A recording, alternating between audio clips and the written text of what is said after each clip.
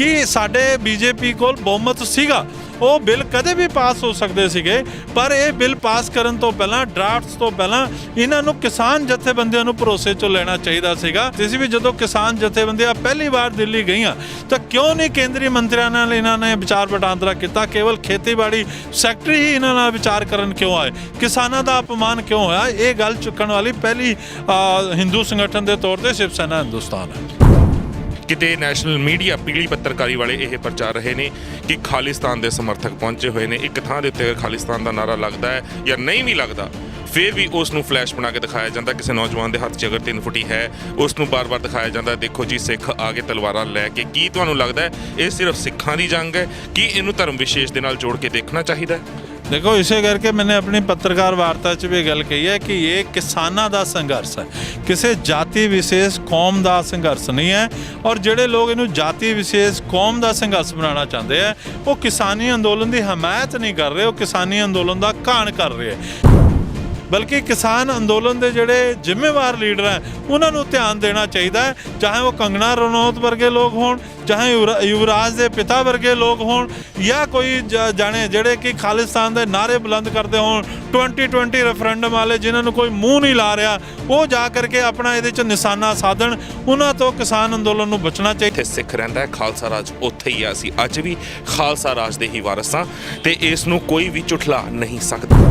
ਉਹ ਨੌਜਵਾਨ ਸਾਹਮਣੇ ਕਹਿੰਦੇ ਨੇ ਕਿ ਸਾਨੂੰ 66 ਤੋਂ ਪਹਿਲਾਂ ਵਰਗਾ ਪੰਜਾਬ ਚਾਹੀਦਾ ਹੈ, ਹੱਸਦਾ ਖੇਡਦਾ ਪੰਜਾਬ ਚਾਹੀਦਾ ਹੈ, ਸਾਨੂੰ ਇਹ ਗੰਦੀ ਰਾਜਨੀਤੀ ਨਹੀਂ ਚਾਹੀਦੀ। ਕਿਸਾਨ ਦੀ ਸਟੇਜ ਦੇ ਉੱਤੇ ਤਾਨਾ ਮਾਰਿਆ ਗਿਆ। ਤੁਹਾਡੇ ਮੋਦੀ ਨਾਲ ਮਤਭੇਦ ਹੋ ਸਕਦੇ, ਤੁਹਾਡੇ ਹਿੰਦੁਸਤਾਨ ਦੀ ਸਰਕਾਰ ਨਾਲ ਮਤਭੇਦ ਹੋ ਸਕਦੇ, ਔਰ ਹਿੰਦੁਸਤਾਨ ਦੀ ਸਰਕਾਰ 'ਚ ਬੈਠਾ ਕੋਈ ਹਿੰਦੂ ਸਟੇਟ ਤਾਂ ਘੋਸ਼ਿਤ ਨਹੀਂ ਹੋ ਗਿਆ ਵੀ ਦਿੱਲੀ 'ਚ ਜਿਹੜੀ ਸਰਕਾਰ ਹੈ ਉਹ ਹਿੰਦੂਆਂ ਦੀ ਸਰਕਾਰ ਹੈ, ਤੇ ਤੁਸੀਂ ਜਿਹੜਾ ਤਾਨਾ ਮਾਰਿਆ ਉਹ ਹਿੰਦੂਆਂ ਨੂੰ ਮਾਰਿਆ। ਤੁਹਾਡੀ ਲੜਾਈ, ਕਿਸਾਨ ਦੀ ਲੜਾਈ, ਤੁਹਾਡੀ ਵੀ ਨਹੀਂ ਕਹਾਂਗਾ, ਸਾਡੀ ਕਿਸਾਨਾਂ ਦੀ ਲੜਾਈ ਜਿਹੜੀ ਹੈ ਉਹ ਸਰਕਾਰ ਨਾਲ ਹੈ, ਹਿੰਦੂਆਂ ਨਾਲ ਨਹੀਂ ਹੈ। ਔਰ ਯੁਵਰਾਜ ਦੇ ਪਿਤਾ ਨੇ, ਯੂਪੀ ਦੇ ਪਿਤਾ ਨੇ ਜਿਹੜਾ ਤਾਨਾ ਮਾਰਿਆ ਉਹਦੇ ਨਾਲ ਕਿਸਾਨ ਅੰਦੋਲਨ ਨੂੰ ਢਾਲ ਲੱਗ ਸਕਦੀ ਹੈ। ਹਿੰਦੁਸਤਾਨ ਦਾ ਵਜੂਦ ਤੁਹਾਨੂੰ ਕੀ ਲੱਗਦਾ ਹੈ ਤੇ ਖਾਲਿਸਤਾਨ ਦਾ ਵਜੂਦ ਤੁਹਾਨੂੰ ਕੀ ਲੱਗਦਾ ਹੈ? ਤੁਹਾਡੀ ਕੀ ਸੋਚ ਹੈ? देखो, हिंदुस्तान का वजूद मजबूत है, सारे ਜਿਹੜਾ ਹਿੰਦੁਸਤਾਨ ਦੇ ਲੋਕ ਰਹਿ ਰਹੇ ਆ ਉਹਨਾਂ ਦੇ ਨਾਲ ਹਿੰਦੁਸਤਾਨ ਦਾ ਵਜੂਦ ਹੈ। ਖਾਲਿਸਤਾਨ ਦਾ ਵਜੂਦ ਜਿਹੜਾ ਹੈਗਾ ਡਾਲਰਾਂ ਦੀ ਖਨਕ ਦੇ ਵਿੱਚ ਹੈ, ਦੇਸ਼ ਦੇ ਗੱਦਾਰਾਂ ਦੇ ਤਵੱਜੋ ਦੇ ਵਿੱਚ ਹੈ, ਪਾਕਿਸਤਾਨ ਦੇ ਪਿੱਠੂਆਂ ਦੇ ਉੱਤੇ ਹੈ। ਹੁਣ ਅਗਰ ਅਸੀਂ ਹਿੰਦੁਸਤਾਨ ਦੀ ਹਿੰਦੁਸਤਾਨ ਕਹਿ ਕੇ ਪ੍ਰਚਾਰਦੇ ਹਾਂ ਹਿੰਦੁਸਤਾਨ ਨੂੰ, ਤਾਂ ਸੰਵਿਧਾਨ ਦੇ ਵਿੱਚ ਅਗਰ ਦੇਖਿਆ ਜਾਵੇ ਤਾਂ ਹਿੰਦੁਸਤਾਨ ਸ਼ਬਦ ਕਿਤੇ ਨਹੀਂ ਹੈ, ਸੰਵਿਧਾਨ 'ਚ ਕਿਤੇ ਨਹੀਂ ਲਿਖਿਆ ਹੋਇਆ।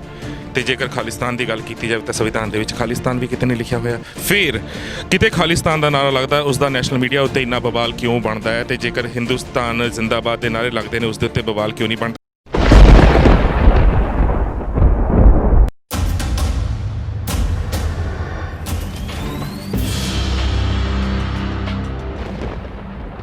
ਵਾਹਿਗੁਰੂ ਜੀ ਕਾ ਖਾਲਸਾ, ਵਾਹਿਗੁਰੂ ਜੀ ਕੀ ਫਤਿਹ। ਗੁਰਬਾਣੀ ਅਖੰਡ ਬਾਣੀ ਦੇਖ ਰਹੀਆਂ ਦੇਸ਼ ਵਿਦੇਸ਼ ਦੀਆਂ ਸਾਰੀਆਂ ਸੰਗਤਾਂ ਦਾ ਮੈਂ ਪ੍ਰੀਤ ਸੈਣੀ ਸਵਾਗਤ ਕਰਦਾ ਹਾਂ। ਤੁਸੀਂ ਜਾਣਦੇ ਹੋ ਕਿ ਬੀਤੇ ਕਈ ਦਿਨਾਂ ਤੋਂ ਲਗਾਤਾਰ ਕਿਸਾਨੀ ਸੰਘਰਸ਼ ਚੱਲ ਰਿਹਾ ਹੈ, ਕਿਸਾਨੀ ਘੋਲ ਚੱਲ ਰਿਹਾ ਹੈ ਤੇ ਕੇਂਦਰ ਸਰਕਾਰ ਹੈ ਜੋ ਆਪਣੇ ਅੜੀਅਲ ਰਵੱਈਏ ਉੱਤੇ, ਤਾਨਾਸ਼ਾਹੀ ਰਵੱਈਏ ਉੱਤੇ ਅੜੀ ਹੋਈ ਹੈ। ਤੇ ਬੀਤੇ ਦਿਨੀ ਅਸੀਂ ਜਦੋਂ ਹਰਿਆਣਾ ਬਾਰਡਰ ਕਵਰ ਕਰ ਰਹੇ ਸੀ, ਉਦੋਂ ਕਈ ਨੌਜਵਾਨਾਂ ਨੇ ਮੰਗ ਇਹ ਚੱਕੀ ਸੀ ਜੋ ਹਰਿਆਣਾ ਤੇ ਹਿਮਾਚਲ ਤੋਂ ਸੀ ਕਿ ਸਾਨੂੰ ਪੰਜਾਬ ਦੇ ਨਾਲ ਕੋਈ ਵੀ ਵਿਤਕਰਾ ਨਹੀਂ ਹੈ। ਉਹ ਇਹ ਸਾਡੇ ਭਰਾ ਨੇ ਤੇ ਪੰਜਾਬ ਦੇ ਨੌਜਵਾਨਾਂ ਨੇ ਉੱਥੇ ਖੜੇ ਹੋ ਕੇ ਇੱਕ ਗੱਲ ਕਹੀ ਸੀ ਕਿ ਹਰਿਆਣਾ ਸਾਡਾ ਭਰਾ ਹੈ, ਅਗਰ ਪੰਜਾਬ ਦਾ ਪਾਣੀ ਹਰਿਆਣਾ ਨੂੰ ਦਿੱਤਾ ਜਾਵੇ ਤਾਂ ਸਾਨੂੰ ਕੋਈ ਆਬਜੈਕਸ਼ਨ ਨਹੀਂ ਹੈ। ਤੇ ਅੱਜ ਇੱਕ ਸ਼ਿਵ ਸੈਨਾ ਦੇ ਪ੍ਰੈਜ਼ੀਡੈਂਟ ਵੱਲੋਂ ਪ੍ਰੈਸ ਕਾਨਫਰੰਸ ਪਟਿਆਲੇ ਵਿੱਚ ਕੀਤੀ ਗਈ ਤੇ ਪਹਿਲੀ ਵਾਰ ਸ਼ਿਵ ਸੈਨਾ ਨੇ ਜੋ ਮਹਾ ਪੰਜਾਬ ਸੀ ਉਸ ਦੀ ਗੱਲ ਕੀਤੀ ਹੈ। ਬੜੇ ਸਾਰਥਕ ਤਰੀਕੇ ਦੇ ਨਾਲ ਉਸ ਦੀ ਗੱਲ ਕੀਤੀ ਹੈ ਕਿ ਪੰਜਾਬ ਹੈ, ਹਰਿਆਣਾ ਹੈ ਜਾਂ ਹਿਮਾਚਲ ਹੈ। ਇਹ ਜਿੱਦਾਂ 1966 ਤੋਂ ਪਹਿਲਾਂ ਦਾ ਮਹਾ ਪੰਜਾਬ ਸੀ, ਕਿਉਂ ਨਹੀਂ ਉੱਦਾਂ ਦਾ ਹੋ ਸਕਦਾ? ਕਿਉਂ ਨਹੀਂ ਅਸੀਂ ਕੁਦਰਤੀ ਸੁਮੇ ਵੰਡ ਕੇ ਵਰਤ ਸਕਦੇ? ਕਿਉਂ ਇਹਨਾਂ ਸਿਆਸਤ ਨੇ ਫੁੱਟਾਂ ਪਾ ਕੇ ਭਰਾ ਮਾਰੂ ਜੰਗ ਇਹ ਛੇੜੀ ਹੋਈ ਹੈ ਇਸ ਪਾਣੀਆਂ ਦੇ ਮੁੱਦੇ ਨੂੰ ਲੈ ਕੇ? ਅਸੀਂ ਗੱਲ ਕਰ ਰਹੇ ਹਾਂ ਪਵਨ ਗੁਪਤਾ ਜੀ ਦੀ, ਸ਼ਿਵ ਸੈਨਾ ਹਿੰਦੁਸਤਾਨ ਤੋਂ। ਸਵਾਗਤ ਹੈ ਜੀ ਤੁਹਾਡਾ। ਬਹੁਤ ਬਹੁਤ ਨਮਸਕਾਰ। ਸਭ ਤੋਂ ਪਹਿਲਾਂ ਤਾਂ ਇਹ ਜਾਣਨਾ ਚਾਹਾਂਗੇ ਕਿ ਤੁਸੀਂ ਜੋ ਪ੍ਰੈਸ ਕਾਨਫਰੰਸ ਕੀਤੀ 1966 ਤੋਂ ਪਹਿਲਾਂ ਦੇ ਮਹਾ ਪੰਜਾਬ ਦੀ ਤੁਸੀਂ ਗੱਲ ਕੀਤੀ ਹੈ, ਇਹ ਤੁਹਾਡੇ ਜ਼ਿਹਨ ਦੇ ਵਿੱਚ ਕਿੱਦਾਂ ਆਇਆ? देखो, मैं समझदा कि चाहे वो पंजाब का किसान है, चाहे वो हरियाणा का किसान है, चाहे वो हिमाचल का किसान है, वो सारे पहला 1966 तो पहला इकट्ठे सीगे। और हुण जिहड़ा किसान अंदोलन ਚੱਲਿਆ ਉਹਦੇ 'ਚ ਕਿਸਾਨਾਂ ਨੇ ਬੜੀ ਸਮਝ ਬੂਝ ਦੇ ਨਾਲ ਆਪਣੀ ਲੀਡਰਸ਼ਿਪ ਡਿਵੈਲਪ ਕੀਤੀ ਹੈ। ਰਾਜਨੀਤਿਕ ਦਲਾਂ ਨੂੰ, ਵੱਖ-ਵੱਖ ਰਾਜਨੀਤਿਕ ਦਲਾਂ ਨੂੰ ਉਹਨਾਂ ਨੂੰ ਦੂਰ ਕੀਤਾ ਹੈ ਔਰ ਆਪਣੇ ਮੁੱਦੇ ਨੂੰ ਬੜੀ ਮਜ਼ਬੂਤੀ ਨਾਲ, ਬੜੀ ਸ਼ਾਂਤੀ ਦੇ ਨਾਲ, ਸੰਵਿਧਾਨਿਕ ਦਾਇਰੇ ਦੇ ਵਿੱਚ ਉਹਨਾਂ ਨੇ ਇੱਕ ਬਹੁਤ ਬੜਾ ਅੰਦੋਲਨ ਖੜਾ ਕਰਕੇ ਕੇਂਦਰ ਸਰਕਾਰ ਦੇ ਸਾਹਮਣੇ ਰੱਖਿਆ। ਅੱਜ ਕੇਂਦਰ ਸਰਕਾਰ ਨੂੰ ਮਜਬੂਰ ਕਰ ਦਿੱਤਾ ਹੈ ਕਿ ਉਹ ਪੁਆਇੰਟ ਟੂ ਪੁਆਇੰਟ ਆਪਣੀ ਸਮੱਸਿਆਵਾਂ ਦੱਸ ਰਹੇ ਨੇ ਔਰ ਕੇਂਦਰ ਸਰਕਾਰ ਵੀ ਉਸ ਸਮੱਸਿਆ ਦੇ ਉੱਤੇ ਗੰਭੀਰਤਾ ਨਾਲ ਕੰਮ ਕਰਨ ਲਈ ਤਿਆਰ ਹੋਈ ਹੈ। ਤਾਂ ਮੈਂ ਸਮਝਦਾ ਕਿ ਇਹ ਇੱਕ ਅਜਿਹਾ ਮੌਕਾ ਹੈ ਜਦੋਂ ਪੰਜਾਬ ਦੇ ਕਿਸਾਨਾਂ ਦੇ ਨਾਲ ਹਰਿਆਣਾ ਦਾ ਕਿਸਾਨ ਮੋਢੇ ਨਾਲ ਮੋਢਾ ਜੋੜ ਕੇ ਖੜਾ ਹੋ ਗਿਆ ਹੈ ਔਰ ਉਹ ਜਿਹੜੀਆਂ ਹਰਿਆਣੇ ਦੇ ਵਿੱਚ ਮਨੋਹਰ ਲਾਲ ਖੱਟਰ ਮੁੱਖ ਮੰਤਰੀ ਜੀ ਨੇ ਜਿਹੜੀਆਂ ਰੁਕਾਵਟਾਂ ਲਾਈਆਂ ਉਸ ਨੂੰ ਹਰਿਆਣੇ ਦੇ ਕਿਸਾਨਾਂ ਨੇ ਪਹਿਲਾਂ ਆ ਕੇ ਤੋੜਿਆ। ਤੇ ਮੈਂ ਸਮਝਦਾ ਕਿ ਇਹੋ ਜਿਹੇ ਮੌਕੇ, ਜਿਹੜਾ ਸਤਲੁਜ ਯਮੁਨਾ ਲਿੰਕ ਹੈ, ਨਹਿਰ ਹੈ, ਜਿਹਦੇ ਪਾਣੀ ਦੇ ਖਾਤਰ ਪੰਜਾਬ ਦੇ ਵਿੱਚ ਕਈ ਦਹਾਕੇ ਤੱਕ ਖੂਨੀ ਜੰਗ ਚੱਲੀ ਔਰ ਬਹੁਤ ਸਾਰੇ ਨਿਰਦੋਸ਼ ਲੋਕਾਂ ਦੀ ਹੱਤਿਆ ਹੋਈ, ਬਹੁਤ ਬੜਾ ਇੱਥੇ ਘਾਣ ਹੋਇਆ। ਉਸ ਮੁੱਦੇ ਨੂੰ ਹੁਣ ਜਿਹੜਾ ਪੰਜਾਬ ਔਰ ਹਰਿਆਣਾ, ਹਿਮਾਚਲ ਦਾ ਕਿਸਾਨ ਇਕਜੁੱਟ ਹੋਇਆ ਔਰ ਉਹਨੇ ਆਪਣੀ ਸਮਝ ਬੂਝ ਨਾਲ ਇੱਕ ਲੀਡਰਸ਼ਿਪ ਡਿਵੈਲਪ ਕੀਤੀ ਹੈ। ਉਹ ਆਪਣੀ ਸਾਂਝ ਦੇ ਨਾਲ, ਆਪਣੇ ਵਿਚਾਰਾਂ ਦੀ ਏਕਤਾ ਦੇ ਨਾਲ ਔਰ ਆਪਣੇ ਸਮਝ ਬੂਝ ਦੇ ਨਾਲ ਕੋਰਟ ਤੋਂ ਬਾਹਰ ਇਸ ਮਾਮਲੇ ਨੂੰ ਨਜਿੱਠ ਸਕਦਾ ਹੈ। ਤੇ ਇਸ ਕਰਕੇ ਸ਼ਿਵ ਸੈਨਾ ਹਿੰਦੁਸਤਾਨ ਨੇ ਸੁਝਾਅ ਦਿੱਤਾ ਹੈ ਕਿ ਕਿਸਾਨਾਂ ਦੇ ਲੀਡਰਸ਼ਿਪ ਤੇ ਹੁਣ ਭਰੋਸਾ ਕਰਕੇ ਅਸੀਂ ਇਹ ਸੁਝਾਅ ਦਿੱਤਾ ਹੈ ਕਿ ਤੁਸੀਂ ਇਸ ਮਸਲੇ ਨੂੰ ਵੀ ਆਪਣੀ ਸਮਝ ਬੂਝ ਨਾਲ ਨਿਪਟਾਓ ਤਾਂ ਕਿ ਕੋਈ ਰਾਜਨੀਤਿਕ ਦਲ ਇਸ ਚੀਜ਼ ਦਾ ਸਾਡੇ ਆਪਸੀ ਭਾਈਚਾਰੇ ਨੂੰ ਤੋੜਨ ਦੀ ਕੋਸ਼ਿਸ਼ ਨਾ ਕਰ ਸਕੇ। ਆਪਸੀ ਭਾਈਚਾਰੇ ਨੂੰ ਤੋੜਨ ਦੀ ਕੋਸ਼ਿਸ਼ ਨਾ ਕਰ ਸਕੇ। ਅਗਰ ਗੱਲ ਕੀਤੀ ਜਾਵੇ ਸ਼ਿਵ ਸੈਨਾ ਹਿੰਦੁਸਤਾਨ ਦੀ, ਤਾਂ ਸ਼ਿਵ ਸੈਨਾ ਹਿੰਦੁਸਤਾਨ ਕਿਸ ਤਰੀਕੇ ਦੇ ਨਾਲ ਕਿਸਾਨੀ ਘੋਲ ਦੇ ਵਿੱਚ ਉਤਰੇਗੀ? ਕੀ ਆਪਣਾ ਝੰਡਾ, ਆਪਣਾ ਡੰਡਾ ਇੱਕ ਪਾਸੇ ਰੱਖ ਕੇ ਇੱਕ ਆਮ ਨਾਗਰਿਕ ਦੀ ਤਰ੍ਹਾਂ ਉਹਨਾਂ ਕਿਸਾਨਾਂ ਦੇ ਨਾਲ ਜਾ ਕੇ ਮੋਢੇ ਨਾਲ ਮੋਢਾ ਜੋੜ ਕੇ ਬੈਠੇਗੀ, ਸਮਰਥਨ ਦੇਵੇਗੀ, ਜਾਂ ਸਿਰਫ ਪ੍ਰੈਸ ਕਾਨਫਰੰਸ ਕਰਕੇ ਤੇ ਆਪਣੀ ਬਿਆਨਬਾਜ਼ੀ ਕਰਕੇ ਘਰਾਂ 'ਚ ਬਹਿ ਜਾਏਗੀ? ਨਹੀਂ, ਸ਼ਿਵ ਸੈਨਾ ਹਿੰਦੁਸਤਾਨ ਜਿਸ ਤੋਂ ਅੰਦੋਲਨ ਸ਼ੁਰੂ ਹੋਇਆ, ਜਦੋਂ ਪੰਜਾਬ 'ਚ ਅੰਦੋਲਨ ਹੋ ਰਿਹਾ ਸੀ, ਤਾਂ ਸਾਡੀ ਜਿਹੜੀਆਂ ਸ਼ਾਖਾਵਾਂ ਨੇ, ਸਾਡੇ ਜਿਹੜੇ ਲੀਡਰ ਹੈ, ਪਿਛੋਕੜ ਹੈ ਜਿਹੜਾ ਪਿੰਡਾਂ ਦੇ ਨਾਲ ਜੁੜਿਆ ਹੋਇਆ, ਉਹ ਪਹਿਲਾਂ ਹੀ ਉਹਦੇ 'ਚ ਭਾਗ ਲੈ ਰਹੇ, ਚਾਹੇ ਮੁਕੇਰੀਆ ਹੈ, ਹਾਜੀਪੁਰ ਹੈ, ਤਲਵਾੜਾ ਹੈ, ਬਟਾਲਾ ਹੈ, ਕਾਦੀਆ ਹੈ, ਕਾਨੂੰਮਾਨ ਹੈ, ਅੰਮ੍ਰਿਤਸਰ ਹੈ, ਤਰਨਤਾਰਨ, ਇਸ ਸਾਈਡ 'ਚ, ਕਿਉਂਕਿ ਪਾਰਟੀ ਪਹਿਲੇ ਦਿਨ ਤੋਂ ਹੀ ਝੰਡਾ, ਬੈਨਰ, ਆਪਣੀ ਪਹਿਚਾਣ ਛੱਡ ਕੇ ਲੜ ਰਹੀ ਸੀ। ਤਾਂ ਇਹ ਤਾਂ ਨਹੀਂ ਅਸੀਂ ਕਹਿ ਸਕਦੇ ਵੀ ਕਿੰਨੇ ਵਰਕਰ ਉਹਦੇ 'ਚ ਗਏ, ਲੇਕਿਨ ਉਹ ਵਰਕਰ ਉਹਨਾਂ ਦੇ ਵਿੱਚ ਸ਼ਾਮਲ ਸੀਗੇ। ਕੋਈ ਕਿਸੇ ਤਰੀਕੇ ਨਾਲ ਸੇਵਾ ਕਰ ਰਿਹਾ ਸੀ, ਕੋਈ ਉਹਦੇ ਨਾਲ ਵਿਅਕਤੀਗਤ ਰੂਪ 'ਚ ਸ਼ਾਮਲ ਸੀਗਾ। ਤਾਂ ਸ਼ਿਵ ਸੈਨਾ ਹਿੰਦੁਸਤਾਨ ਪਹਿਲੇ ਦਿਨ ਤੋਂ ਹੀ ਵਿਚਾਰਧਾਰਾ ਤੌਰ ਤੇ ਇਹ ਸਾਫ਼ ਸੀ ਕਿ ਕਿਸਾਨਾਂ ਦਾ ਜਿਹੜਾ ਘੋਲ ਹੈ, ਇਹ ਘੋਲ ਜਿਹੜਾ ਮੁੱਦਿਆਂ ਦੇ ਉੱਤੇ ਆਧਾਰਿਤ ਹੈ ਤੇ ਇਹਦੇ ਨਾਲ ਹਮਦਰਦੀ ਦੇ ਤੌਰ ਤੇ ਸਰਕਾਰ ਨੂੰ ਵਿਚਾਰਨਾ ਚਾਹੀਦਾ ਹੈ। ਇਸੇ ਕਰਕੇ ਅਸੀਂ ਪਹਿਲੇ ਦਿਨ ਇਹ ਗੱਲ ਕਹਿਣ ਵਾਲਾ ਪਹਿਲਾ ਹਿੰਦੂ ਸੰਗਠਨ ਹੈ ਕਿ ਸਾਡੇ ਬੀਜੇਪੀ ਕੋਲ ਬਹੁਮਤ ਸੀਗਾ, ਉਹ ਬਿੱਲ ਕਦੇ ਵੀ ਪਾਸ ਹੋ ਸਕਦੇ ਸੀਗੇ, ਪਰ ਇਹ ਬਿੱਲ ਪਾਸ ਕਰਨ ਤੋਂ ਪਹਿਲਾਂ, ਡਰਾਫਟਸ ਤੋਂ ਪਹਿਲਾਂ, ਇਹਨਾਂ ਨੂੰ ਕਿਸਾਨ ਜਥੇਬੰਦੀਆਂ ਨੂੰ ਭਰੋਸੇ 'ਚੋਂ ਲੈਣਾ ਚਾਹੀਦਾ ਸੀਗਾ। ਦੂਸਰੀ ਗੱਲ ਦੀ ਜਿਹੜੀ ਅਸੀਂ ਨਿੰਦਾ ਕੀਤੀ ਸੀ ਵੀ ਜਦੋਂ ਕਿਸਾਨ ਜਥੇਬੰਦੀਆਂ ਪਹਿਲੀ ਵਾਰ ਦਿੱਲੀ ਗਈਆਂ ਤਾਂ ਕਿਉਂ ਨਹੀਂ ਕੇਂਦਰੀ ਮੰਤਰੀਆਂ ਨਾਲ ਇਹਨਾਂ ਨੇ ਵਿਚਾਰ ਵਟਾਂਦਰਾ ਕੀਤਾ, ਕੇਵਲ ਖੇਤੀਬਾੜੀ ਸੈਕਟਰੀ ਹੀ ਇਹਨਾਂ ਨਾਲ ਵਿਚਾਰ ਕਰਨ ਕਿਉਂ ਆਏ, ਕਿਸਾਨਾਂ ਦਾ ਅਪਮਾਨ ਕਿਉਂ ਹੋਇਆ? ਇਹ ਗੱਲ ਚੁੱਕਣ ਵਾਲੀ ਪਹਿਲੀ ਹਿੰਦੂ ਸੰਗਠਨ ਦੇ ਤੌਰ ਤੇ ਸ਼ਿਵ ਸੈਨਾ ਹਿੰਦੁਸਤਾਨ ਹੈ। ਇਸ ਤੋਂ ਇਲਾਵਾ ਅਗਰ ਕੈਪਟਨ ਦੀ ਗੱਲ ਕੀਤੀ ਜਾਵੇ ਤਾਂ ਕੈਪਟਨ ਅਮਰਿੰਦਰ ਸਿੰਘ ਨੇ, ਤੁਹਾਨੂੰ ਨਹੀਂ ਲੱਗਦਾ ਕਿ ਬਹੁਤ ਵੱਡਾ ਝੂਠ ਪੰਜਾਬ ਦੀ ਆਵਾਮ ਨਾਲ ਬੋਲਿਆ? ਕਿਉਂਕਿ ਜਦੋਂ ਇਹ ਬਿੱਲ ਸਭ ਤੋਂ ਪਹਿਲਾਂ ਪੇਸ਼ ਕੀਤੇ ਗਏ, ਅਮੈਂਡਮੈਂਟ ਕੀਤੀ ਗਈ ਇਹਨਾਂ ਦੇ ਵਿੱਚ, ਉਸ ਤੋਂ ਬਾਅਦ ਪਾਸ ਕੀਤੇ ਗਏ, ਤਿੰਨੋਂ ਮੀਟਿੰਗਸ ਦੇ ਵਿੱਚ 3 ਵਾਰ 3 ਦੌਰ ਦੀ ਜਿਹੜੀ ਹੋਈ ਹੈ ਮੀਟਿੰਗ, ਉਸ ਦੇ ਵਿੱਚ ਇਹ ਆਪ ਸ਼ਾਮਿਲ ਸੀ ਤੇ ਉਦੋਂ ਤੱਕ ਇਹਨਾਂ ਨੇ ਪੰਜਾਬ ਦੀ ਆਵਾਮ ਨੂੰ ਨਹੀਂ ਦੱਸਿਆ। ਉਸ ਤੋਂ ਬਾਅਦ ਦੇਖੋ, ਜਿਹੜੀ ਡਰਾਫਟਸ ਕਮੇਟੀ ਹੋਏਗੀ, ਮੈਂ ਸਮਝਦਾ ਕਿ ਪੰਜਾਬ ਸਰਕਾਰ ਦੇ ਨੁਮਾਇੰਦੇ ਵੀ ਉਹਦੇ ਵਿੱਚੋਂ ਸੀਗੇ, ਇਹਨਾਂ ਦਾ ਖੇਤੀਬਾੜੀ ਫਾਈਨਾਂਸ ਮਿਨਿਸਟਰ ਵੀ ਉੱਥੇ ਜਾਂਦੇ ਰਹੇ ਹੈ। ਔਰ ਦੂਸਰੀ ਗੱਲ ਹੈ ਵੀ ਅਕਾਲੀ ਦਲ, ਜਿਹੜਾ ਸ਼੍ਰੋਮਣੀ ਅਕਾਲੀ ਦਲ ਹੈ, ਉਹ ਸਰਕਾਰ 'ਚ ਸੀਗਾ ਤੇ ਕਮੇਟੀਆਂ 'ਚ ਤਾਂ ਸੀਗੇ। ਅਗਰ ਸਭ ਤੋਂ ਪਹਿਲਾਂ ਕੋਈ ਡਰਾਫਟ ਦਾ ਮਸੌਦਾ ਕਿਸੇ ਨੂੰ ਪਤਾ ਲੱਗਦਾ ਹੋਊਗਾ ਤਾਂ ਜਿਹੜੇ ਲੋਕ ਸਰਕਾਰਾਂ 'ਚ ਸ਼ਾਮਿਲ ਸੀ ਉਹਨਾਂ ਨੂੰ ਹੀ ਪਤਾ ਲੱਗਦਾ ਹੋਏਗਾ। ਆਮ ਕਿਸਾਨਾਂ ਨੂੰ ਤਾਂ ਬਾਅਦ 'ਚ ਹੀ ਪਤਾ ਲੱਗਿਆ ਜਦੋਂ ਬਿੱਲ ਪਾਸ ਹੋ ਗਿਆ, ਪਰ ਇਹਨਾਂ ਨੇ ਉਸ ਟਾਈਮ ਜਦੋਂ ਆਵਾਜ਼ ਨਹੀਂ ਚੁੱਕੀ, ਉਸ ਟਾਈਮ ਜਦੋਂ ਵਿਰੋਧ ਨਹੀਂ ਕੀਤਾ, ਔਰ ਬਾਅਦ 'ਚ ਜਦੋਂ ਕਿਸਾਨ ਅੰਦੋਲਨ ਜ਼ੋਰ ਪਕੜ ਗਿਆ ਤਾਂ ਸਭ ਕਿਸੇ ਨੇ ਲਾਰਾਂ ਟਪਕਾਉਂਦੇ ਹੋਏ ਕਿਸੇ ਨੇ ਵਿਧਾਨ ਸਭਾ ਪੰਜਾਬ 'ਚ ਬਿੱਲ ਪਾਸ ਕਰਤੇ, ਜਦਕਿ ਸਭ ਨੂੰ ਪਤਾ ਹੈ ਕਿ ਵਿਧਾਨ ਸਭਾ 'ਚ ਬਿੱਲ ਪਾਸ ਕਰਨ ਤੋਂ ਬਾਅਦ ਜਦ ਤੱਕ ਗਵਰਨਰ ਉਹਨੂੰ ਸਹਿਮਤੀ ਨਹੀਂ ਦਿੰਦਾ, ਰਾਸ਼ਟਰਪਤੀ ਜੀ ਉਹਨੂੰ ਮਨਜ਼ੂਰ ਨਹੀਂ ਕਰਦੇ, ਉਹ ਬਿੱਲ ਦਾ ਕੋਈ ਮਤਲਬ ਹੀ ਨਹੀਂ ਹੁੰਦਾ। ਔਰ ਇਸੇ ਤਰ੍ਹਾਂ ਤੁਸੀਂ ਪਹਿਲਾਂ ਸਰਕਾਰ 'ਚ ਸ਼ਾਮਿਲ ਰਹੇ, ਅਕਾਲੀ ਦਲ ਸਰਕਾਰ 'ਚ ਸ਼ਾਮਿਲ ਰਿਹਾ, ਇਹ ਮੰਤਰੀ 'ਚ ਰਹੇ, ਤੇ ਡਰਾਫਟਸ ਦੀ ਤਾਂ ਇਹਨਾਂ ਨੂੰ ਜਾਣਕਾਰੀ ਸੀ। ਇਹ ਹੁਣ ਜੋ ਮਰਜ਼ੀ ਕਹਿਣ, ਜਦੋਂ ਕਿਸਾਨ ਭਰਾ ਸਾਡਾ ਇਕਜੁੱਟ ਹੋ ਗਿਆ, ਸੰਘਰਸ਼ ਲਈ ਬੱਝਤ ਹੋ ਗਿਆ, ਤਾਂ ਇਹ ਕਹਿਣਾ ਸ਼ੁਰੂ ਕਰ ਕਰ ਲੈਤੇ ਕਿ ਇਹ ਕੇਂਦਰ ਸਰਕਾਰ ਦਾ ਕੀਤਾ ਕਰਾਇਆ, ਜਦ ਕਿ ਸਾਰਾ ਕੁਝ ਇਹਨਾਂ ਨੂੰ ਵੀ ਜਾਣਕਾਰੀ 'ਚ ਸੀਗੀ। ਇਸੇ ਕਰਕੇ ਕਿਸਾਨ ਅੰਦੋਲਨ ਨੇ, ਕਿਸਾਨ ਆਗੂਆਂ ਨੇ ਇਹਨਾਂ ਨੂੰ ਆਪਣਾ ਮੰਚ ਨਹੀਂ ਦਿੱਤਾ, ਆਪਣੇ ਸਟੇਜ ਨਹੀਂ ਦਿੱਤੀ। ਇसी ਸਮਝ-ਬੂਝ ਦੇ ਉੱਤੇ ਅਸੀਂ ਸਮਝਦੇ ਹਾਂ ਕਿ ਇਹ ਸਮਝ-ਬੂਝ ਬੜਾ ਐਸਾ ਸਮਝ-ਬੂਝ ਹੈ ਜੋ ਪਾਣੀ ਦਾ ਬਟਵਾਰਾ ਬਿਨਾਂ ਕਿਸੇ ਖੂਨੀ ਜੰਗ ਤੋਂ ਇਹ ਕਿਸਾਨ ਲੀਡਰਸ਼ਿਪ ਕਰਨ 'ਚ ਕਾਮਯਾਬ ਹੋ ਸਕਦੀ ਹੈ ਜੀ। ਕਿਉਂਕਿ ਕਿਤੇ ਨਾ ਕਿਤੇ ਸਰਕਾਰਾਂ ਨੂੰ ਇਹ ਸੀ ਕਿ ਪੰਜਾਬ ਦੀ ਜਿਹੜੀ ਨੌਜਵਾਨੀ ਉਹਨੂੰ ਪਹਿਲਾਂ ਨਸ਼ੇੜੀ ਕਹਿ ਕੇ ਬਹੁਤ ਬਦਨਾਮ ਕਰ ਦਿੱਤਾ ਗਿਆ ਸੀ, ਪਰ ਉਹਨਾਂ ਨੂੰ ਇਹ ਅੰਦਾਜ਼ਾ ਨਹੀਂ ਸੀ ਕਿ ਇੰਨੇ ਵੱਡੇ ਪੱਧਰ ਦੇ ਉੱਤੇ ਕਿਸਾਨੀ ਸੰਘਰਸ਼ ਦਿੱਲੀ ਦੀ ਹਿੱਕ ਤੇ ਜਾ ਕੇ ਬੈਠ ਜਾਏਗਾ। ਪਰ ਫਿਰ ਵੀ ਇਸ ਕਿਸਾਨੀ ਸੰਘਰਸ਼ ਨੂੰ ਫੇਲ ਕਰਨ ਵਾਸਤੇ, ਵਿਫਲ ਕਰਨ ਵਾਸਤੇ ਬਹੁਤ ਤਰ੍ਹਾਂ ਦੀਆਂ ਰਣਨੀਤੀਆਂ ਅਪਣਾਈਆਂ ਜਾ ਰਹੀਆਂ ਨੇ, ਚਾਲਾਂ ਚੱਲੀਆਂ ਜਾ ਰਹੀਆਂ ਨੇ। ਕਿਤੇ ਨੈਸ਼ਨਲ ਮੀਡੀਆ, ਪੀਲੀ ਪੱਤਰਕਾਰੀ ਵਾਲੇ ਇਹ ਪ੍ਰਚਾਰ ਰਹੇ ਨੇ ਕਿ ਖਾਲਿਸਤਾਨ ਦੇ ਸਮਰਥਕ ਪਹੁੰਚੇ ਹੋਏ ਨੇ। ਇੱਕ ਥਾਂ ਦੇ ਉੱਤੇ ਖਾਲਿਸਤਾਨ ਦਾ ਨਾਰਾ ਲੱਗਦਾ ਹੈ ਜਾਂ ਨਹੀਂ ਵੀ ਲੱਗਦਾ, ਫਿਰ ਵੀ ਉਸ ਨੂੰ ਫਲੈਸ਼ ਬਣਾ ਕੇ ਦਿਖਾਇਆ ਜਾਂਦਾ। ਕਿਸੇ ਨੌਜਵਾਨ ਦੇ ਹੱਥ 'ਚ ਅਗਰ 3 ਫੁੱਟੀ ਹੈ, ਉਸ ਨੂੰ ਬਾਰ-ਬਾਰ ਦਿਖਾਇਆ ਜਾਂਦਾ, ਦੇਖੋ ਜੀ ਸਿੱਖ ਆ ਕੇ ਤਲਵਾਰਾਂ ਲੈ ਕੇ। ਕੀ ਤੁਹਾਨੂੰ ਲੱਗਦਾ ਹੈ ਇਹ ਸਿਰਫ ਸਿੱਖਾਂ ਦੀ ਜੰਗ ਹੈ? ਕੀ ਇਹਨੂੰ ਧਰਮ ਵਿਸ਼ੇਸ਼ ਦੇ ਨਾਲ ਜੋੜ ਕੇ ਦੇਖਣਾ ਚਾਹੀਦਾ ਹੈ? ਦੇਖੋ, ਇਸੇ ਕਰਕੇ ਮੈंने ਆਪਣੀ ਪੱਤਰਕਾਰ ਵਾਰਤਾ 'ਚ ਵੀ ਗੱਲ ਕਹੀ ਹੈ ਕਿ ਇਹ ਕਿਸਾਨਾਂ ਦਾ ਸੰਘਰਸ਼ ਹੈ, ਕਿਸੇ ਜਾਤੀ ਵਿਸ਼ੇਸ਼ ਕੌਮ ਦਾ ਸੰਘਰਸ਼ ਨਹੀਂ ਹੈ। ਔਰ ਜਿਹੜੇ ਲੋਕ ਇਹਨੂੰ ਜਾਤੀ ਵਿਸ਼ੇਸ਼ ਕੌਮ ਦਾ ਸੰਘਰਸ਼ ਬਣਾਉਣਾ ਚਾਹੁੰਦੇ ਆ, ਉਹ ਕਿਸਾਨੀ ਅੰਦੋਲਨ ਦੀ ਹਮਾਇਤ ਨਹੀਂ ਕਰ ਰਹੇ, ਉਹ ਕਿਸਾਨੀ ਅੰਦੋਲਨ ਦਾ ਘਾਣ ਕਰ ਰਹੇ ਹੈ। ਕਿਉਂਕਿ ਜਦੋਂ ਕੋਈ ਆ ਕੇ ਕਹਿੰਦਾ ਹੈ, ਯੁਵਰਾਜ ਦੇ ਪਿਤਾ ਜੀ ਆ ਕੇ ਕਹਿੰਦੇ ਆ ਕਿ ਇਹ ਉਹ ਕੌਮ ਹੈ ਜਿਹੜੀ ਆਪਣੀ ਬਹੂ ਬੇਟੀਆਂ ਦੀ ਇੱਜ਼ਤ ਨਹੀਂ ਬਚਾ ਸਕੇ, ਇਹਨਾਂ ਦੀ ਬਹੂ ਬੇਟੀ ਅਬਦਾਲੀ ਟਕੇ ਦੀ ਭਾਅ ਵੇਚਦਾ ਸੀਗਾ, ਤਾਂ ਉਹ ਕੋਈ ਕਿਸਾਨੀ ਅੰਦੋਲਨ ਦੀ ਹਮਾਇਤ ਨਹੀਂ ਕਰ ਰਿਹਾ, ਉਹ ਬਲਕਿ ਕਿਸਾਨੀ ਅੰਦੋਲਨ ਦਾ ਘਾਣ ਕਰ ਰਿਹਾ। ਕਿਉਂਕਿ ਇਹ ਕਿਸਾਨੀ ਅੰਦੋਲਨ ਨੂੰ ਆਪਾਂ ਦੇਖ ਰਹੇ ਹਾਂ, ਜਿੱਥੇ ਪੰਜਾਬ ਦਾ ਕਿਸਾਨ ਵੱਡੀ ਸੰਖਿਆ ਦੇ ਵਿੱਚ ਗਿਆ, ਉੱਥੇ ਹਰਿਆਣੇ ਦਾ ਕਿਸਾਨ ਬੜੀ ਸੰਖਿਆ 'ਚ ਗਿਆ, ਹਿਮਾਚਲ ਦੇ ਕਿਸਾਨ ਵੀ ਉਹ 'ਚ ਸ਼ਾਮਲ ਹੋਏ, ਪੱਛਮੀ ਉੱਤਰ ਪ੍ਰਦੇਸ਼ ਦੇ ਕਿਸਾਨ ਉਹ 'ਚ ਸ਼ਾਮਲ ਹੋਏ, ਰਾਜਸਥਾਨ ਦੇ ਕਿਸਾਨ ਸ਼ਾਮਲ ਹੋਏ। ਤਾਂ ਇਹ ਕੇਵਲ ਔਰ ਕੇਵਲ ਇੱਕ ਵਿਸ਼ੇਸ਼ ਧਰਮ ਦਾ ਕਿਸਾਨ ਨਹੀਂ ਸੀਗਾ, ਸਮੂਹ ਕਿਸਾਨ ਸੀਗਾ।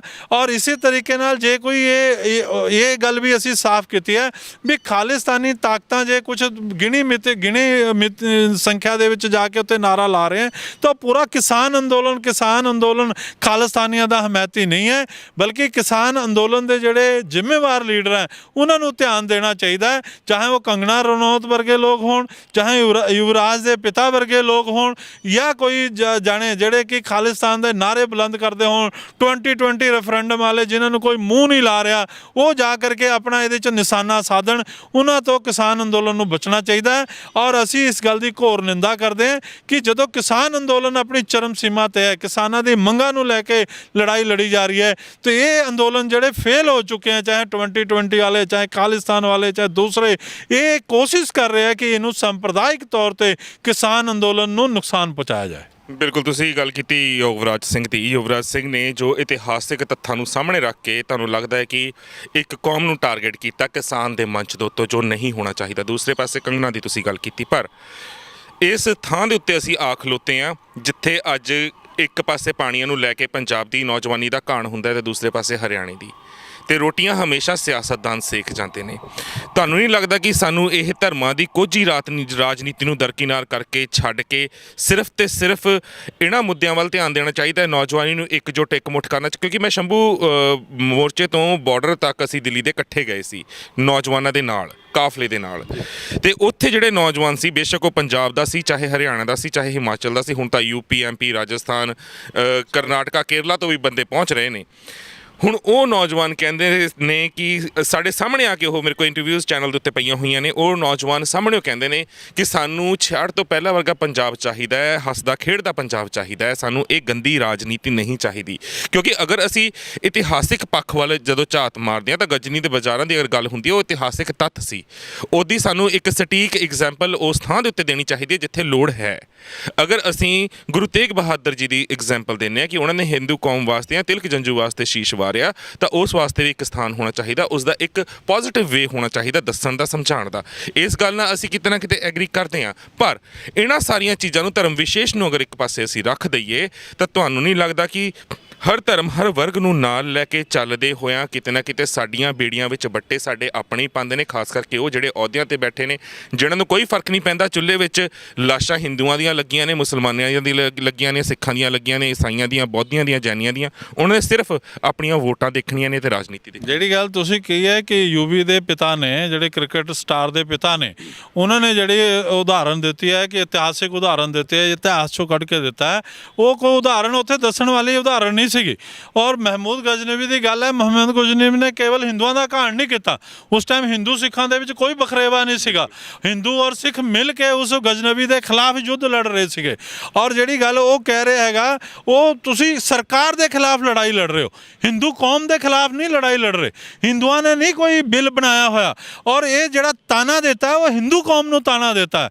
ਔਰ ਉਸ ਨੂੰ ਇਹ ਸਮਝ ਲੈਣਾ ਚਾਹੀਦਾ ਕਿ ਇਹ ਉਹੀ ਹਿੰਦੂ ਹੈ ਜਿਹਨੇ ਆਪਣਾ ਪਹਿਲਾ ਬੇਟਾ ਜਿਹੜਾ ਸਿੱਖ ਸਾਜਣ ਦੀ ਪ੍ਰਥਾ ਸ਼ੁਰੂ ਕੀਤੀ, ਜਿਹਦੇ ਨਾਲ ਸਿੱਖ ਸਮਾਜ ਦੀ ਸੰਖਿਆ ਪੰਜਾਬ ਦੇ ਵਿੱਚ ਲਗਾਤਾਰ ਵਧੀ ਹੈ। ਔਰ ਪੰਜਾਬ ਦਾ ਸਿੱਖ ਇੰਨਾ ਜ਼ਿਆਦਾ ਸਰਦਾ ਰੱਖਦਾ ਹੈ ਕਿ ਪੇਂਡੂ ਖੇਤਰ ਦਾ ਸਿੱਖ ਨਵਰਾਤਰੇ ਦੇ ਅੰਦਰ ਲਾਈਨ ਲਗਾ ਕੇ ਦੇਵੀ ਮਾਤਾਵਾਂ ਦੇ ਜਾ ਕੇ ਚਰਨਾਂ ਦੇ ਵਿੱਚ ਅਸੀਂ ਆਸਥਾ ਵਿਅਕਤ ਕਰਦੇ ਹਾਂ। ਗੁਰਦੁਆਰੇ ਆਪਾਂ ਚਲੇ ਜਾਈਏ, ਲੰਬੀ ਲੰਬੀ ਲਾਈਨਾਂ 'ਚ ਹਿੰਦੂ ਸਮਾਜ ਦੇ ਲੋਕ ਸਰਦਾ ਵਿਅਕਤ ਕਰਦੇ ਗੁਰਦੁਆਰੇ।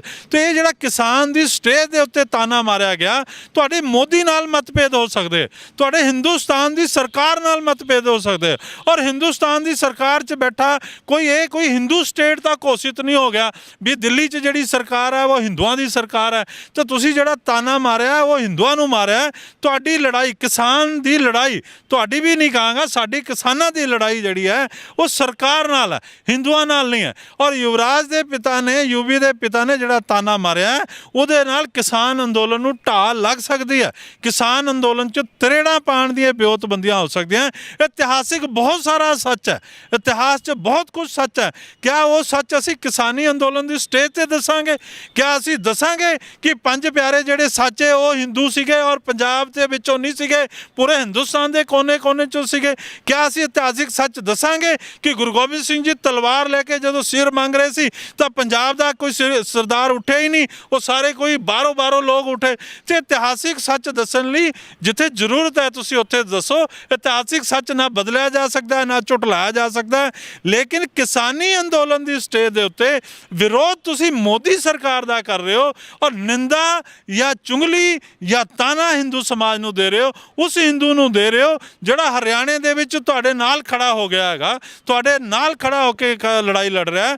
ਔਰ ਮੁਜ਼ੱਫਰਨਗਰ, ਮੇਰਠ, ਯੂਪੀ, ਹਿਮਾਚਲ, ਹਰਿਆਣਾ, ਕਿਸੇ ਨੇ ਨਹੀਂ ਕਿਹਾ ਕਿ ਇਹ ਸਿੱਖ ਕਿਸਾਨ ਅੰਦੋਲਨ ਹੈ। ਉਹਨਾਂ ਨੇ ਕਿਹਾ ਪੰਜਾਬ ਦੇ ਕਿਸਾਨਾਂ ਦੇ ਰੋਲ ਸਰਾਹਨਾਪੂਰਨ ਹੈ, ਜਿਨ੍ਹਾਂ ਨੇ ਹਿੰਦੁਸਤਾਨ ਦੇ ਕਿਸਾਨਾਂ ਦਾ ਨੇਤਰਤਵ ਕੀਤਾ, ਹਿੰਦੁਸਤਾਨ ਦੇ ਕਿਸਾਨਾਂ ਨੂੰ ਜਗਾਇਆ। ਤਾਂ ਮੇਰਾ ਇਹ ਮੰਨਣਾ ਹੈ ਕਿ ਇਹ ਜਿਹੜੇ ਸਿਰ ਫਿਰੇ ਲੋਕ ਹੈ, ਇਹ ਪੰਜਾਬ ਦੇ ਕਿਸਾਨਾਂ ਦੇ ਬੜੇ ਘੋਲ ਨੂੰ, ਐਸੇ ਘੋਲ ਨੂੰ ਜਿਹਨੂੰ ਕਿ ਸਰਕਾਰ ਨੂੰ ਗੰਭੀਰਤਾਪੂਰਵਕ ਸੋਚਣਾ ਪਿਆ, ਉਸ ਦਾ ਘਾਣ ਕਰਨਾ ਚਾਹੁੰਦੇ ਹੈ। ਇਹ ਇਸ ਅੰਦੋਲਨ ਨੂੰ ਹਿੰਦੂ ਸਿੱਖ ਦੇ ਦ੍ਰਿਸ਼ਟੀਕੋਣ ਤੋਂ ਦੇਖਣਾ ਚਾਹੁੰਦੇ।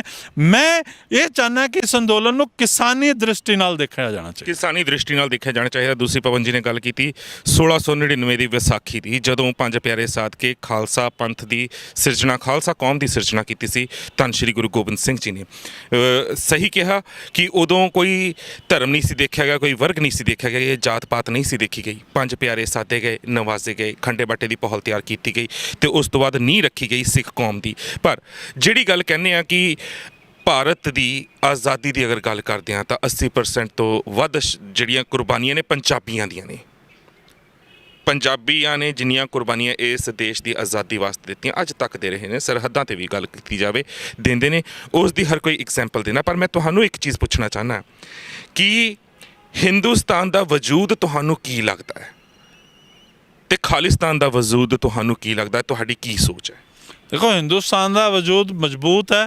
ਸਾਰੇ ਜਿਹੜਾ ਹਿੰਦੁਸਤਾਨ ਦੇ ਲੋਕ ਰਹਿ ਰਹੇ ਆ ਉਹਨਾਂ ਦੇ ਨਾਲ ਹਿੰਦੁਸਤਾਨ ਦਾ ਵਜੂਦ ਹੈ। ਖਾਲਿਸਤਾਨ ਦਾ ਵਜੂਦ ਜਿਹੜਾ ਹੈਗਾ ਡਾਲਰਾਂ ਦੀ ਖਣਕ ਦੇ ਵਿੱਚ ਹੈ, ਦੇਸ਼ ਦੇ ਗੱਦਾਰਾਂ ਦੇ ਤਵੱਜੋ ਦੇ ਵਿੱਚ ਹੈ, ਪਾਕਿਸਤਾਨ ਦੇ ਪਿੱਠੂਆਂ ਦੇ ਉੱਤੇ ਹੈ।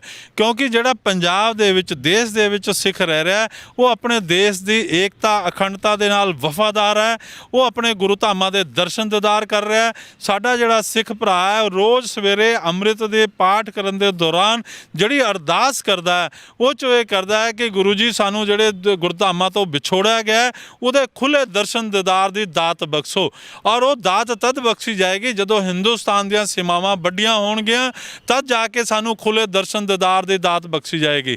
ਹਿੰਦੁਸਤਾਨ ਦੀਆਂ ਸੀਮਾਵਾਂ ਅਗਰ ਛੋਟੀਆਂ ਹੋਣਗੀਆਂ ਤਾਂ ਕਿਆ ਅਸੀਂ ਪਟਨਾ ਸਾਹਿਬ, ਨਾਂਦੇੜ ਸਾਹਿਬ ਦੇ ਲਈ ਅਸੀਂ ਵਿਜੇ ਦੀ ਤਵੱਕੋ ਕਰਦੇ ਹਾਂ? ਤੇ ਇਸ ਕਰਕੇ ਪੂਰਾ ਦੇਸ਼ ਜਿਹੜਾ ਹੈਗਾ ਸਿੱਖਾਂ ਦਾ ਦੇਸ਼ ਹੈ। ਸਿੱਖ ਸਮਾਜ ਇੱਥੇ ਨਿੱਘ ਮੰਨ ਰਿਹਾ, ਉਹ ਕਦੇ ਇੱਥੇ ਰਾਸ਼ਟਰਪਤੀ ਰਾਸ਼ਟਰਪਤੀ ਬਣ ਸਕਦੇ ਆ, ਸਾਡੇ ਫੌਜ ਦੇ ਮੁਖੀ ਬਣ ਸਕਦੇ ਆ, ਸਾਡੇ ਪੰਜਾਬ ਜਿਹੜਾ ਹਿੰਦੁਸਤਾਨ ਹੈ ਸਾਡਾ ਕਿਉਂ, ਮੇਰਾ ਕਿਉਂ, ਮੇਰਾ ਹਿੰਦੁਸਤਾਨ ਨਹੀਂ ਹੈ, ਸਾਡੇ ਸਾਰੇ ਸਿੱਖ ਭਰਾਵਾਂ ਦਾ, ਮੁਸਲਮਾਨਾਂ ਦਾ, ਹਿੰਦੂਆਂ ਦਾ, ਜਿਹੜਾ ਵੀ ਇਸ ਦੇਸ਼ ਦੇ ਸੰਵਿਧਾਨ ਦੇ ਵਿੱਚ ਵਿਸ਼ਵਾਸ ਕਰਦਾ ਹੈ ਉਹ ਦੇਸ਼ ਦਾ ਨਾਗਰਿਕ ਹੈ, ਉਸ ਦਾ ਉਨਾ ਹੀ ਅਧਿਕਾਰ ਹੈ ਜਿੰਨਾ ਪਵਨ ਗੁਪਤਾ ਦਾ, ਸ਼ਿਵ ਸੈਨਾ ਹਿੰਦੁਸਤਾਨ ਦੇ ਰਾਸ਼ਟਰੀ ਪ੍ਰਮੁੱਖ ਦਾ ਦੇਸ਼ ਦੇ ਅਧਿਕਾਰ ਹੈ, ਉਨਾ ਹੀ ਸਿੱਖ ਭਰਾ ਦਾ ਅਧਿਕਾਰ ਹੈ, ਉਨਾ ਹੀ ਮੁਸਲਿਮ ਦਾ ਹੈ।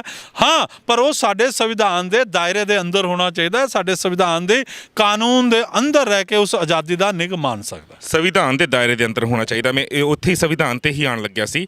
ਹੁਣ ਅਗਰ ਅਸੀਂ ਹਿੰਦੁਸਤਾਨ ਦੀ ਵੀ ਹਿੰਦੁਸਤਾਨ ਕਹਿ ਕੇ ਪ੍ਰਚਾਰਦੇ ਹਾਂ ਹਿੰਦੁਸਤਾਨ ਨੂੰ, ਤਾਂ ਸੰਵਿਧਾਨ ਦੇ ਵਿੱਚ ਅਗਰ ਦੇਖਿਆ ਜਾਵੇ ਤਾਂ ਹਿੰਦੁਸਤਾਨ ਸ਼ਬਦ ਕਿਤੇ ਨਹੀਂ ਹੈ, ਸੰਵਿਧਾਨ 'ਚ ਕਿਤੇ ਨਹੀਂ ਲਿਖਿਆ ਹੋਇਆ।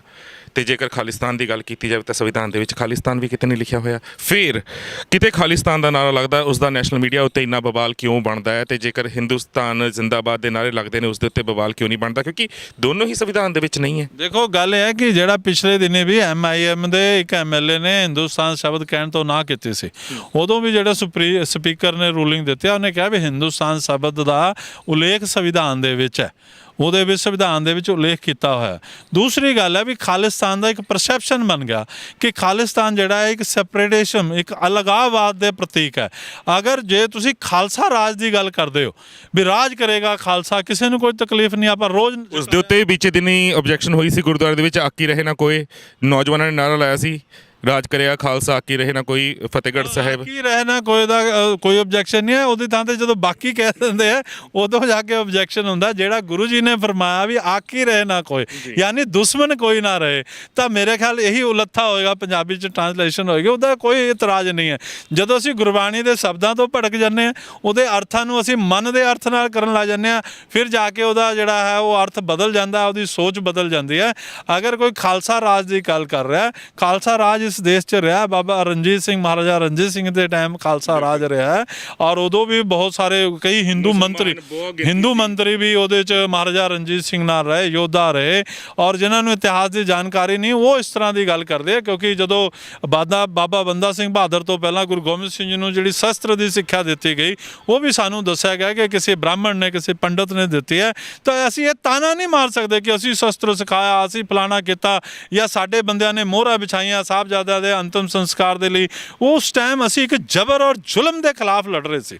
ਮਹਿਮੂਦ ਗਜ਼ਨਵੀ ਦੇ ਵੀ ਜ਼ਬਰ ਔਰ ਜ਼ੁਲਮ ਦੇ ਖਿਲਾਫ ਲੜ ਰਹੇ ਸੀ।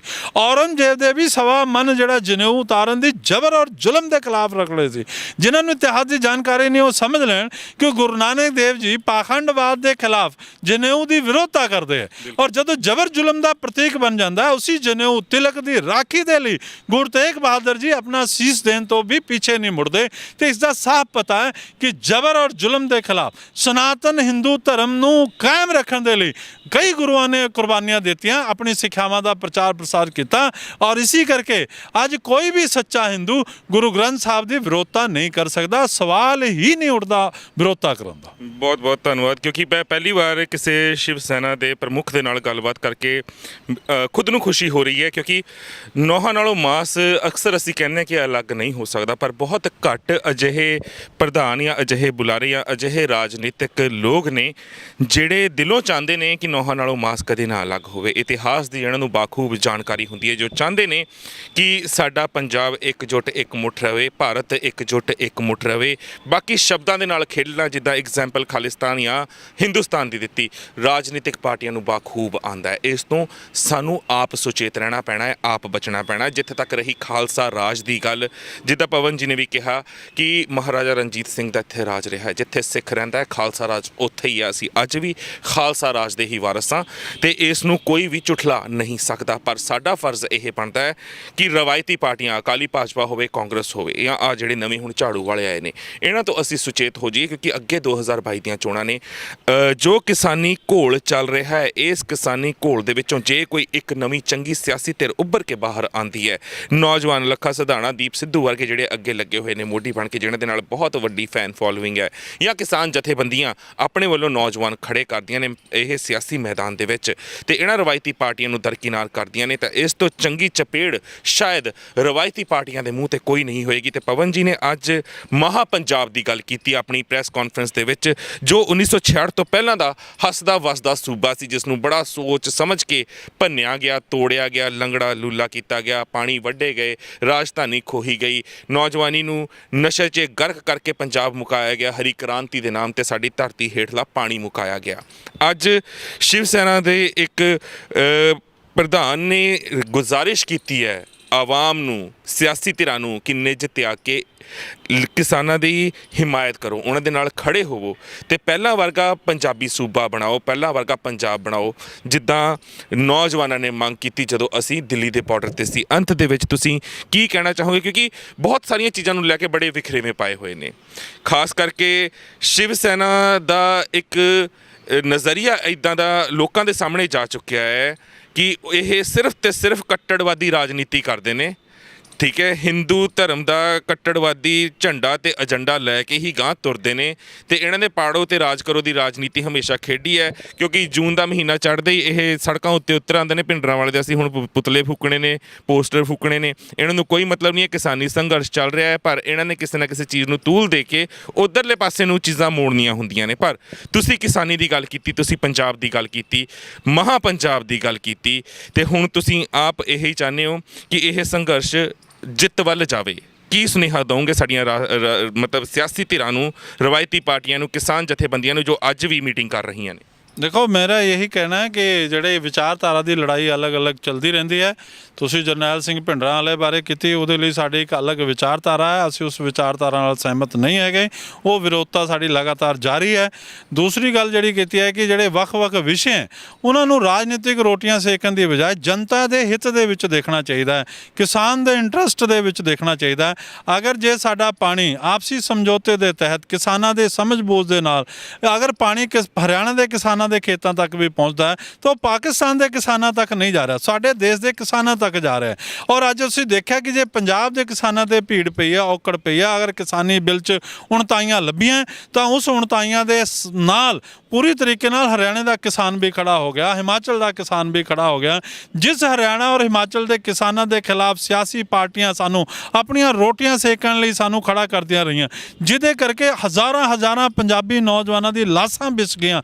ਅੱਜ ਉਹੀ ਕਿਸਾਨ ਹਰਿਆਣੇ ਦਾ, ਹਿਮਾਚਲ ਦਾ, ਪੰਜਾਬ ਦਾ ਇਕੱਠਾ ਹੋ ਕੇ ਸੰਘਰਸ਼ ਕਰ ਰਿਹਾ। ਇਸੇ ਕਰਕੇ ਮੈਨੇ ਆਪਣੇ ਸੁਝਾਅ ਦਿੱਤੇ ਕਿ ਇਹ ਇਕੱਠ ਹੀ ਅਗਰ ਪੰਜਾਬ ਦੇ ਪਾਣੀਆਂ ਦਾ, ਹਰਿਆਣਾ ਦੇ ਪਾਣੀਆਂ ਦਾ ਬੈਠ ਕੇ ਨਿਪਟਾਰਾ ਕਰ ਲਏ, ਸ਼ਾਂਤੀ ਨਾਲ ਨਿਪਟਾਰਾ ਕਰ ਲਏ, ਹਰਿਆਣੇ ਦਾ ਕਿਸਾਨ ਵੀ, ਪੰਜਾਬ ਦਾ ਕਿਸਾਨ ਵੀ, ਹਿਮਾਚਲ ਦਾ ਕਿਸਾਨ ਵੀ ਖੁਸ਼ਹਾਲ ਹੋ ਜਾਏ ਤਾਂ ਸਾਡਾ ਦੇਸ਼ ਖੁਸ਼ਹਾਲ ਹੋਏਗਾ, ਸਾਡਾ ਪ੍ਰਾਂਤ ਖੁਸ਼ਹਾਲ ਹੋਗਾ।